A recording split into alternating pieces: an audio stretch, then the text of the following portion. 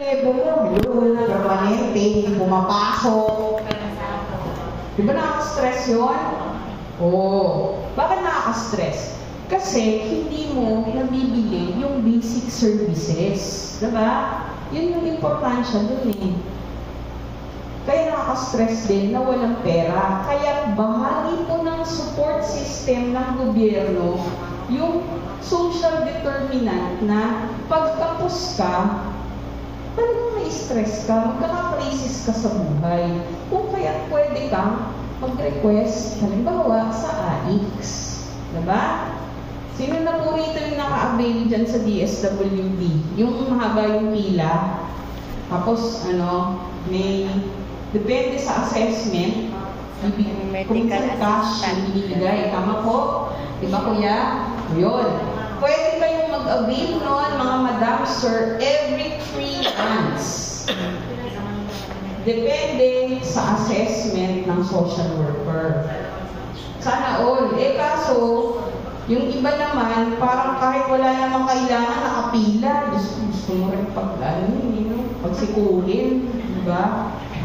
Meron namang kayang bumili, tapos nakapila. May mga ganun. Actually, form ng stress sa empleyado yun, no? Diba to? Okay. Pag namatayan ka, syempre, stress din yun. Tama po ba? Bukod sa nawala na yung mahal mo, ang hirap kaya magligpit ng magulang. Yung ligpit, ginagamit ko yun. Halimbawa, kuya ka, sasabihin sa'yo, bahala ka na sa mga arrangement. Nakaka-stress yun. Even yung pag-aalaga sa mga may sakit, nakaka-stress naman. No? Pinikilala natin yun. So, an ongoing chronic medication. Ito, medical condition. Meron pong nanay, yung aking kaibigan, wala naman po siyang mental health disorder, pero nagkaroon siya ng sakit sa bato na natuloy sa pagdadialysis, chronic kidney doc, no? So, isa pala yun sa manifestation niya, yung po nagwawala, tumatakbo na. Isa po pala yung dementia niya sa later, resulta ng kanyang chronic kidney disease late stage na po. Okay? So, merong mga physical na medical condition, halimbawa, na maaaring magkaroon ng psychiatric or mental health condition. Okay po? So, naiintindihan po natin. Kaya din po, minsan may mga ospital na nag-o-offer ng counseling. Yung nakikipag-usap po kayo, mapa-social worker man yan, psychologist, dahil sa bigat ng sakit mong iniinda, kailangan nyo dumaan sa counseling. Okay? Alam niyo po ba, yung mga nagpapapalit ng kasarian, dumadaan din yan sa counseling. Kasi madali mong sabihin na gusto ko, pinanganak akong babae, pero gusto kong maging lalaki. Pero pag iba na yung katawan mo, iba rin daw yun. Kaya kailangan din ng paghahanda. Okay? So, next, brain damage. Ito po, halimbawa na aksidente kayo at isang impact nun ay sa utak. Nasugat kayo, tumapong kayo ng malayo kasi hindi kayo nagsi-seatbelt at hindi rin kayo nag-helmet. Kasalanan mortal yan. No? Tapos yung iba, sasalubungin nyo pa, naka-counterflow. Diba? May mga ganun tayong pagbabayan minsan. Okay? Part po, pag na-damage yung brain natin, mahalaga po yung utak, ha? Kaya kayo po, pag kayo kumuha na sampay, umaakyat, iingatan nyo po, bukod sa fracture, yung inyong ulo. Kasi, maaari po kayong maging gulay, depende po yan sa bahagi ng isip. Okay po? Minsan, pag grabe yung diabetes, meron din mga psychiatric, meron po akong napanood na documentary sa YouTube. Nung lumala yung kanyang diabetes, nanggagahasa na siya. May ganun na, may ganun. Sana huwag tayong dumating sa ganun, diba? Brain damage as a serious offshoot ng injury, asahan natin, baka sabihin ng doktor, meron yon. Okay? Minsan, kakilala ka na niya, or hindi na amnesia, no? Ganyan. And traumatic experience. experiences. Okay? Sa mga inaalagaan po namin bata na sexually abused, yung gabi, minsan, sobrang takot nila sa gabi. Pag naliligo sila, iniwan mo mag-isa doon sa kubeta, kasi doon pala sa kubeta, minumolestya. No? May mga ganun po tayo. And trauma is a mental health condition. No? It's a public health issue as well. Okay? Sino rito ang hindi pa na-trauma? Sino hindi pa? Lahat na-trauma. No? Huwag niyo sasabihin na na-trauma kayo sa boss niyo. Si Doc na-trauma din sa mga behavior natin, pasyente niya, tsaka tao niya. Okay? So, lahat ng boss, meron din ganung trauma. Okay? Okay po ba? So, trauma is not rare. Lahat tayo nakakaranas nun. Okay? Next slide po. Malapit na, konting kembot na lang. Ito na Ate Marilu, ang mga ilang sanhi na mental health disorders or condition. Genetics, lahi, no? Pero mahalaga po na alam din natin kung it runs in the family. Okay? Bakit? Diba? Meron kayong lahi ng depression. Hindi, anong dapat mong gawin? Tapos napapansin mo, medyo malulungkutin ka rin, lalo na pag ganito, makulimlim. No? Yung mga taong ganyan, pag makulimlim, medyo ibang epekto sa kanila. O kaya, hindi na paghandaan, magka-Canada, nag-iisa siya. Puro snow. Oh. Kahit nakahiga siya sa Dolyares, girls, diba? Nalungkot siya na windang. Oh.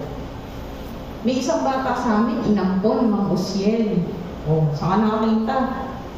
Tinagpas niya yung leg lahat ng manok dun sa poultry ng foreigner niyang adopted parent do. Oh. Ba't di yun nakita? Meron pa ng lahi yan na ganyan. Hindi yun sa lahi. Alam niyo kung bakit? Nag-ampon yung magulang, lagi namang nag-a-abroad, nagta-travel. Iniiwan mag-isa yung bata. O, anong gagawin mo pag naiinip ka? Eh, di tagpasin mo lahat ng leg ng manok niya. O, ganun lang. Pero, matindi yung epekto, di po ba? Kasi kung ikaw, mag-worry ka eh, ma-alarm ka. Diba? Substance abuse. Sa kasamaang palad, if you look at substance abuse o pag-a-addict, no, sa social na context, dahil nagka-problema sila, hindi kaya ng positive coping, naging negative, nag-resort sa shabu. Lumaklak ng madaming alkonso. No? Naging alcoholic. Okay? Alam nyo, yung po kasi mga substance na yun, nakakanipis din daw po ng brain. At yung brain natin, marami po dyan, kahit tanong nyo mamaya kay Doc, marami po dyan basehan ng kung paano tayo nakakakilos, nag-iisip, nagsasalita. Okay? May tanong po ba so far? Emotional harm. Ito, maliwanag, malawak to, usapin. Emotional harm. Kasama to kung vowsy kayo. Kung may mga karanasan tayong violence in the domestic setting. At hindi lang babae ang binubugbog, meron kami na interview. Binubugbog din yung asawang lalaki. Okay? Sana naman, wag dumating yung panahon, isa sa mga center ng DSWD, mga nilapastangan at inabuso kalalakihan. Wag naman, no? Okay? Trauma, yan. Social isolation. Gaya po nung sinabi ko kanina, kung meron kayong lahing malulungkutin at it can slide into depression, huwag na kayo nagpapakinig pa ng mga malulungkot na kanta. Huwag na kayo makinig at manood ng mga malulungkot na palabas. Actually, isang management po ng mga psychiatrist yan. Pag alam na nila, may ganun ka, huwag mong iiwanan, ha? Huwag di kayo OA, para kayo sales lady, ano po kailangan natin, no?